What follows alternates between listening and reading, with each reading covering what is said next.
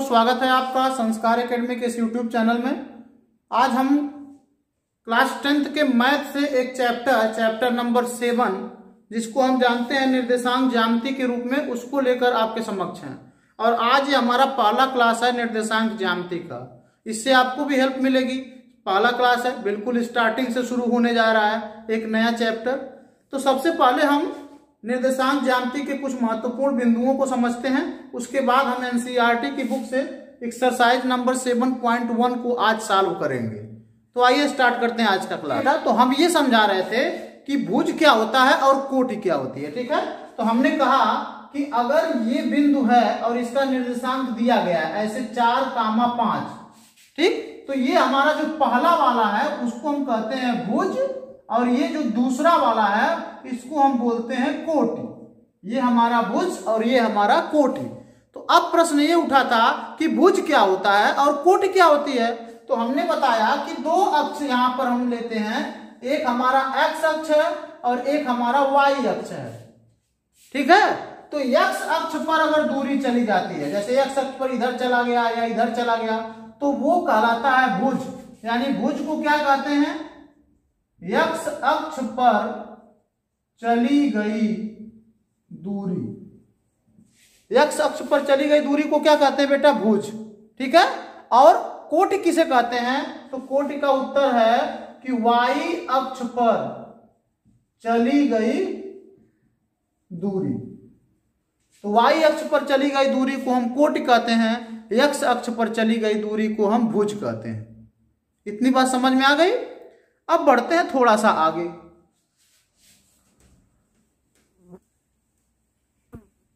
देखिए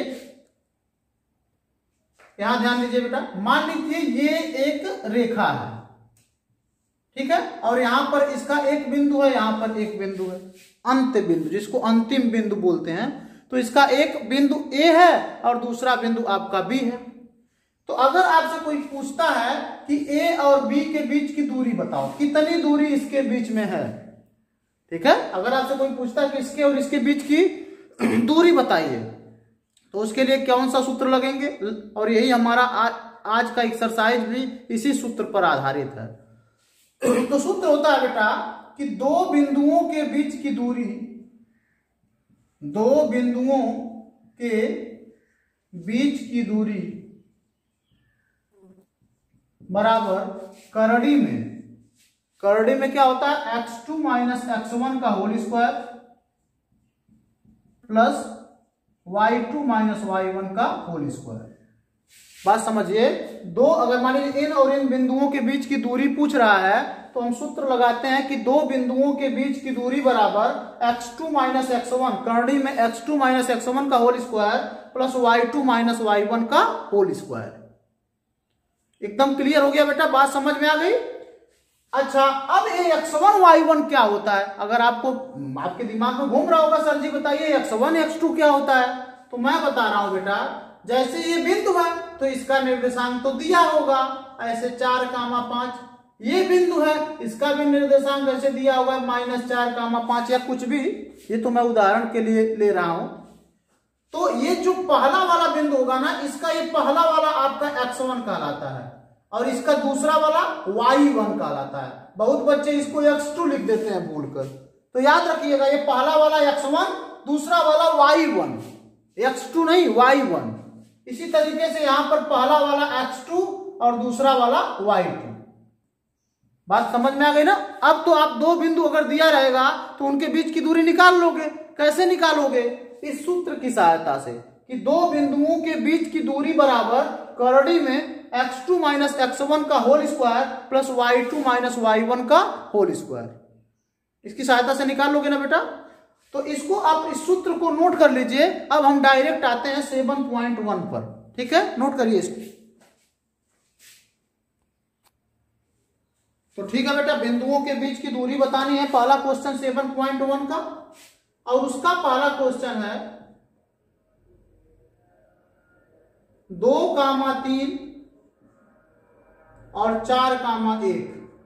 ये रहा इसका पहला क्वेश्चन, इनके बीच की दूरी बतानी है। ठीक बात बेटा, तो लिखेंगे सूत्र कि दो बिंदुओं के बीच की दूरी दो बिंदुओं के बीच की दूरी बराबर, सूत्र हम लिख लिए, दो बिंदुओं के बीच की दूरी बराबर करड़ी में x2 माइनस x1 का whole square plus y2 minus y1 का होल स्क्वायर। तो दो बिंदुओं के बीच की दूरी का सूत्र हमने लिख लिया, करड़ी में x2 माइनस x1 का whole square plus y2 minus y1 का होल स्क्वायर। बहुत ही आसान है बेटा, बहुत बहुत आसान। अब यहाँ पे क्या करना है, यहाँ पर ये x1 है और ये y1 है, ये x2 है और ये y2 है, तो मान इसी में रखिए। x2 कहाँ है बेटा, यहाँ है, यहाँ हो गया 4 माइनस x1 2, तो 4 माइनस 2 का होल स्क्वायर प्लस y2 कहाँ है, यहाँ पर 1 माइनस y1 3 का होल स्क्वायर। केवल मान ही रखना है और नहीं कुछ करना है। x2 के जगह पे हम x2 का मान रख दीजिए यहाँ पर 4 और x1 का मान है 2, तो हमने 4 माइनस 2 का होल स्क्वायर प्लस y2 के जगह पर 1 y1 के जगह पे 3, तो y2 माइनस y1 का होल स्क्वायर हो गया। अब क्या हो जाएगा बेटा, यहाँ पर 4 में से 2 घटा 2, तो 2 का होल स्क्वायर प्लस 1 में से 3 घटा माइनस 2, 1 में से 3 घटागा कितना बचेगा -2, तो -2 का होल स्क्वायर हो गया। अब और हल करिए, 2 का वर्ग कितना हो गया 4 और प्लस यहाँ -2 का वर्ग कितना हो गया 4, कितना हो गया करड़ी में 8, तो कितना उत्तर आएगा यहाँ पर अगर इसको हल करोगे तो 2 गुणे 2 गुणे 2, 2 का जोड़ा बन जाएगा, तो 2 करड़ी में 2 मात्रक, क्या लिखते हैं मात्रक या इकाई। तो समझ में आ गया ना, कुछ नहीं है बेटा, केवल सूत्र है, मान रखो, फटाफट उत्तर लो, नोट कर लीजिए इसको, पहला क्वेश्चन हल हो गया। हाँ बेटा, यहाँ पे बिंदु दिया हुआ है -5, और दूसरा बिंदु दिया है -1, 3, इनके बीच की दूरी बतानी है। तो फिर वही सूत्र लिखेंगे दो बिंदुओं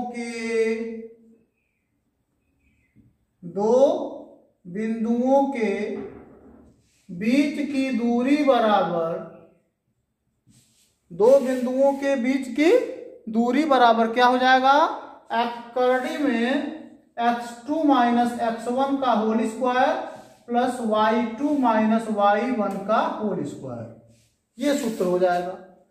तो यहां पर मान रख दीजिए फटाफट, x2 का मान कितना है, यहां पर ये x1 ये y1, ये x2 और ये y2, x1 का मान है -1 माइनस, अब देखिए यहां पर x2 का मान कितना है -1 माइनस x1, तो एक माइनस यहां है और एक माइनस यहां है, तो यहां पे क्या हो जाएगा +5 का होल स्क्वायर।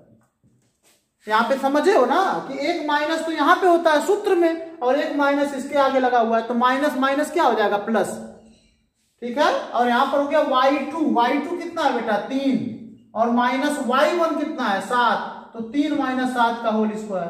अब हल कर दीजिए, -1 प्लस 5 कितना हो गया +4, तो +4 का होल स्क्वायर हो गया, प्लस 3 माइनस 7 यानी -4 का होल स्क्वायर हो गया, तो कितना हो गया, यहां पर आपका हो गया 16 और यहां पर आपका हो गया 16, 4 का वर्ग भी 16 -4 का वर्ग भी 16, तो 16 कितना हो गया बेटा करड़ी में 32, और करड़ी में 32 का जब खंड करेंगे तो 2 गुणे 2 गुणे 2 गुणे 2 गुणे 2, 2 दूना 4 दूना 8 दूना 16 दूना 32, 2 जोड़ा बन गया, 4 करड़ी में 2 उत्तर आएगा, 4 करड़ी में 2 मात्रक, और यही हमारा उत्तर हो जाएगा। बेहद आसान है, नोट करिए बेटा।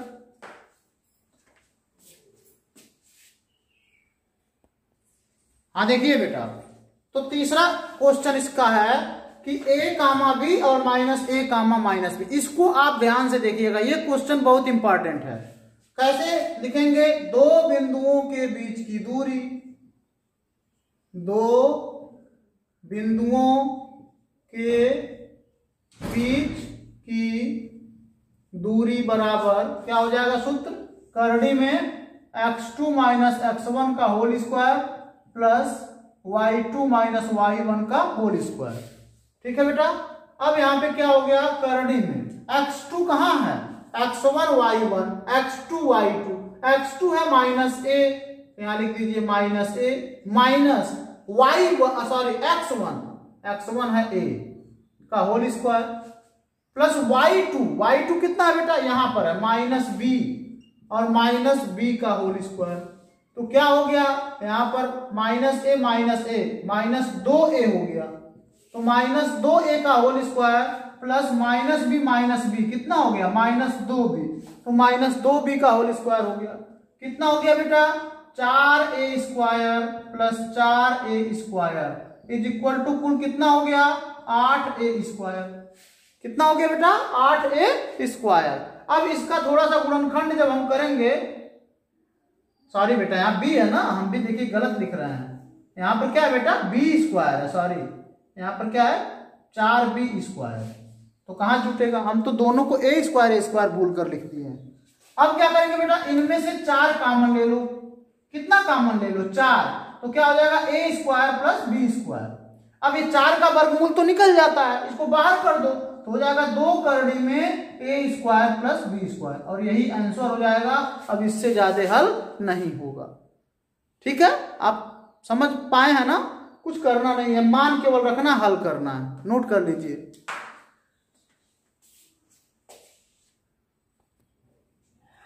चलिए बेटा देखिए, कहता है बिंदुओं 0,0 और 36,15 के बीच की दूरी बताओ।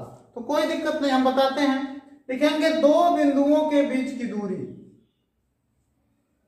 2 बिंदुओं के बीच की दूरी बराबर क्या हो जाएगा फार्मूला, करड़ी में x2 माइनस x1 का whole square plus y2 minus y1 का होल स्क्वायर।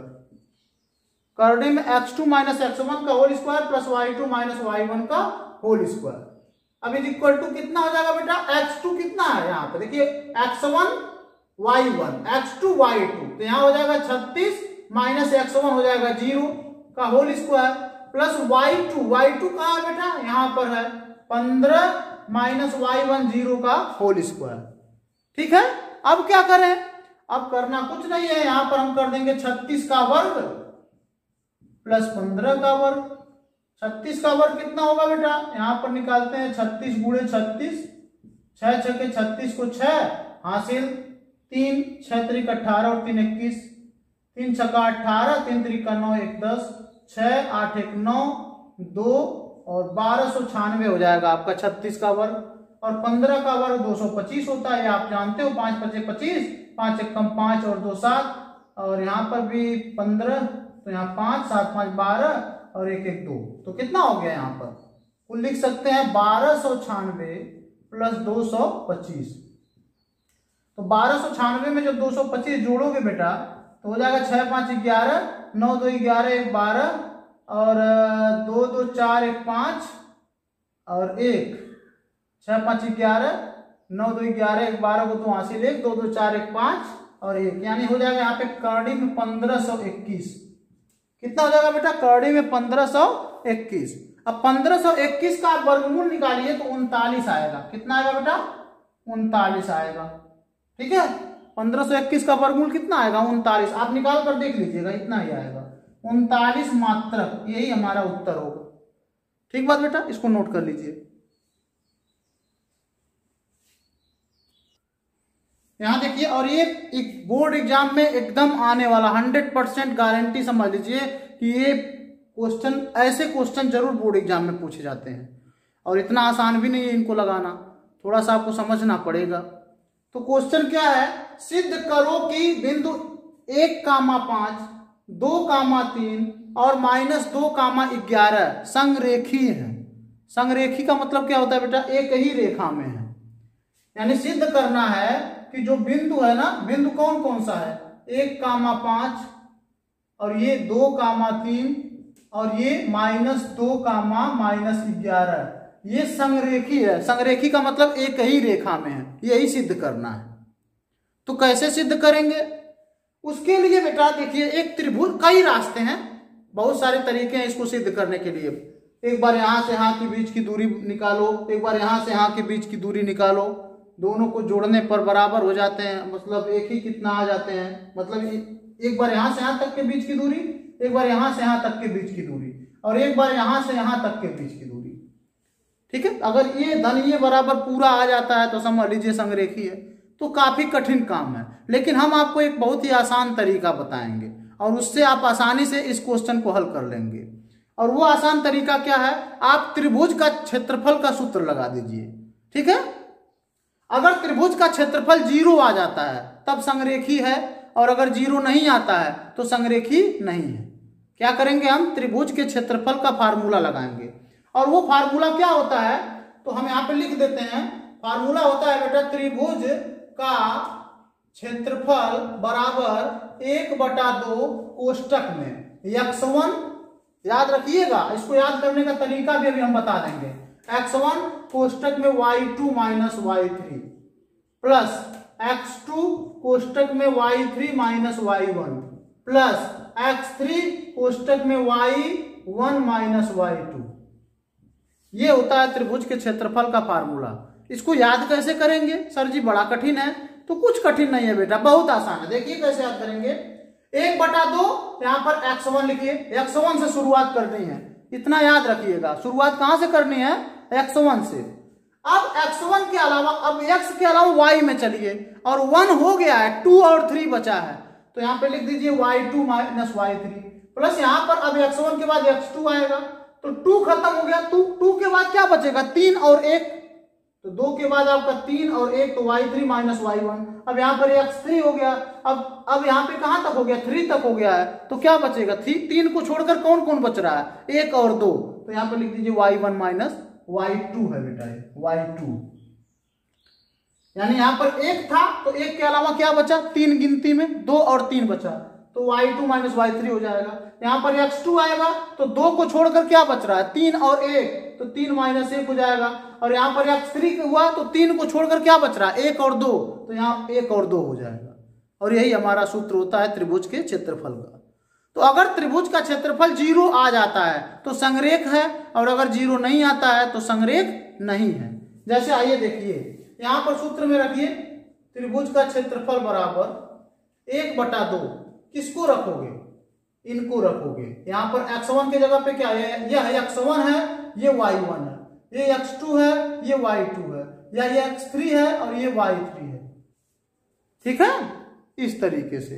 तो यहां पर रखिए x1 कितना है, 1, y2 यहां है 3, माइनस y3 यहां है, माइनस 11 है बेटा, तो माइनस माइनस क्या हो जाएगा, प्लस 11, प्लस x2 2 है, y3 माइनस 11 माइनस y1 5, चलिए प्लस x3 कहां है बेटा, x3 यहां माइनस 2, y1 कहां है 5, माइनस y2 3। अब इसको हल कर देते हैं, 1/2, ये तो 1 है, 11 और 3 कितना हो गया, 14 का नाम 14 हो गया, प्लस 2 गुणे माइनस 11 और माइनस 5 कितना हो गया बेटा, माइनस 16, प्लस गुणे minus is equal to minus 2, 5 में से 3 घटा 2। और हल करते हैं, 1/2 14 प्लस गुणे minus is equal to minus 16 गुना 32 और माइनस 4 कितना हो गया, 1/2 32 और 4 36 ना, 1.5 वाला जुट जाए, 32 और 4 36, 36 में से 14 घटा 22, 10 32 4 36 होता है। यहाँ माइनस का 22 हो गया, 2 से काटोगे तो माइनस 11 हो गया। यानी कि हम लोग क्या लिखेंगे, चूंकि त्रिभुज का क्षेत्रफल इज नॉट इक्वल टू 0, त्रिभुज का क्षेत्रफल 0 के बराबर नहीं आ रहा है। 0 आता तब संरेखी होता, 0 नहीं आया, इसलिए बिंदु 1, 5, 2, 3 माइनस 2, माइनस 11 संरेखीय नहीं है। हमारी बात समझ गए ना, त्रिभुज का क्षेत्रफल का फार्मूला लगाइए, मान रखिए, हल करिए। अगर 0 आ जाता है तब तो संरेखी है, और अगर 0 नहीं आता है तो संरेखी नहीं है। ठीक है बेटा, इसको लिखो।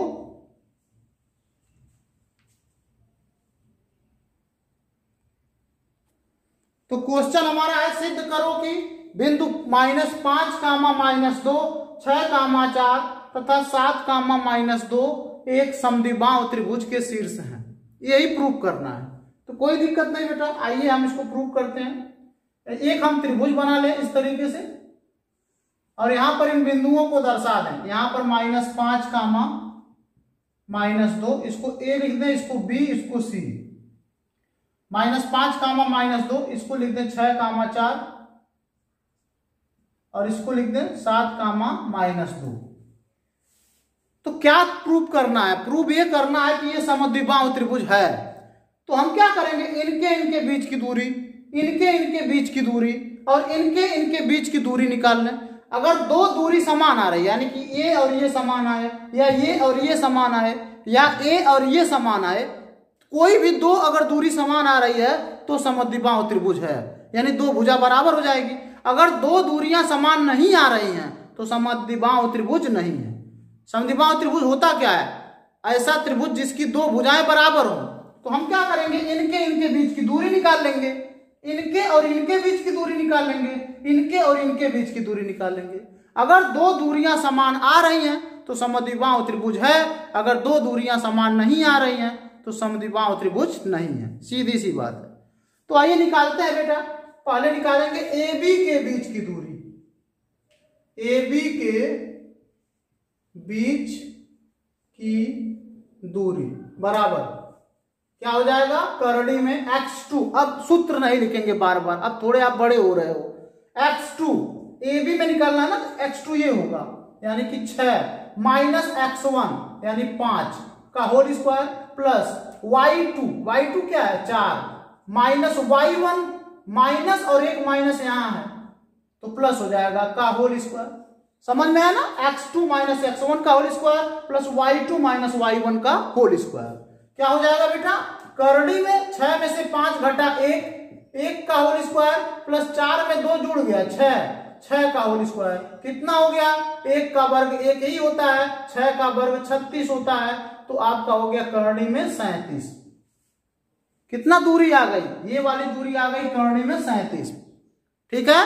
अब ऐसे BC के बीच की दूरी निकालो, तो क्या लिखोगे, लिखोगे BC के बीच की दूरी बराबर, BC के बीच की दूरी क्या हो जाएगी, x2 माइनस x1। अब BC में x2 ये हो जाएगा, x2 क्या होगा बेटा 7 माइनस x1 6 का होल स्क्वायर, प्लस y2 कितना हो जाएगा बेटा -2 और माइनस y1 -4 का होल स्क्वायर।